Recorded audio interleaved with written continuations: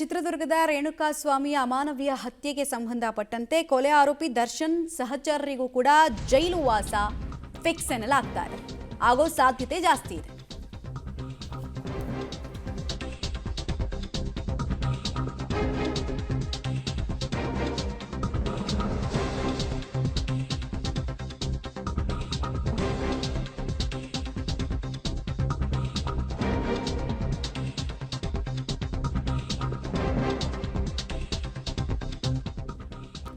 ಐವರು ಆರೋಪಿಗಳ ಜಾಮೀನು ರದ್ದು ಕೋರಿದ್ದ ಆದೇಶಕ್ಕೆ ಸಂಬಂಧಪಟ್ಟಂತೆ ತೀರ್ಪು ಪ್ರಕಟ ಆಗೋ ನಿರೀಕ್ಷೆ ಇದೆ. ಇವತ್ತು ಮಧ್ಯಾಹ್ನ 2:30ಕ್ಕೆ ಆದೇಶ ಪ್ರಕಟ ಆಗುತ್ತೆ. A3 Pavan, A4 Raghavendra, A5 Nandish, A9 Dhanraj, A10 Vinay ಜಾಮೀನು ರದ್ದು ಕೋರಿದ್ದ ಪ್ರಾಸಿಕ್ಯೂಷನ್.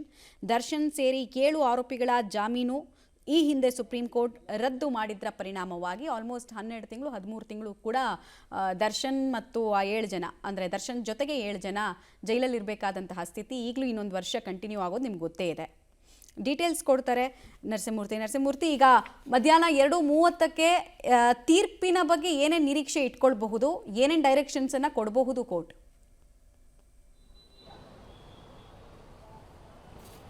ಮಮತಾ, ಈ ಹಿಂದೆ ರೇಣುಕಾಸ್ವಾಮಿ ಕೊಲೆ ಪ್ರಕರಣದಲ್ಲಿ ದರ್ಶನ್ ಮತ್ತೆ ಇತರ ಆರೋಪಿಗಳಿಗೆ ಹೈಕೋರ್ಟ್ ನೀಡಿದ್ದಂತಹ ಮಧ್ಯಂತರ ಜಾಮೀನು ಏನಿತ್ತು ಅದನ್ನ ಸುಪ್ರೀಂ ಕೋರ್ಟ್ ರದ್ದು ಮಾಡಿತ್ತು. ಅದಾದ ಬಳಿಕ ಉಳಿದ ಆರೋಪಿಗಳಿಗೆ ಈ ಒಂದು ಮಾನದಂಡ ಯಾಕಿಲ್ಲ ಅನ್ನೋ ಪ್ರಶ್ನೆ ಸಹಜವಾಗಿಯೇ ಉದ್ಭವವಾಗಿತ್ತು. ಹೀಗಾಗಿ ಆ ಪ್ರಕರಣದ A3 ಆರೋಪಿಯಾಗಿದ್ದಂತಹ ಪವನ್ ಇರ್ಬೋದು, ನಂದೀಶ್ ಇರ್ಬೋದು, ಹಾಗೆ ಇತರ 7 ಮಂದಿ ಆರೋಪಿಗಳು ಯಾರಿದ್ರು ಅಂಥವ್ರಿಗೆ ಇದೀಗ ಪ್ರಕರಣದಲ್ಲಿ ಪ್ರಾಸಿಕ್ಯೂಷನ್ ಏನಿತ್ತು ಇವರ ಜಾಮೀನನ್ನು ಕೂಡ ರದ್ದು ಮಾಡಬೇಕು.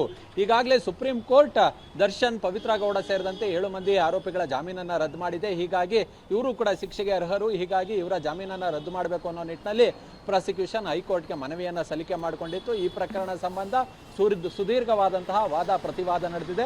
ಇವತ್ತು ಮಧ್ಯಾಹ್ನ 2:30ಕ್ಕೆ ಈ ಒಂದು ಆದೇಶವನ್ನು ಮಾನ್ಯ ನ್ಯಾಯಾಧೀಶರು ರಿಸರ್ವ್ ಮಾಡಿದ್ದಾರೆ.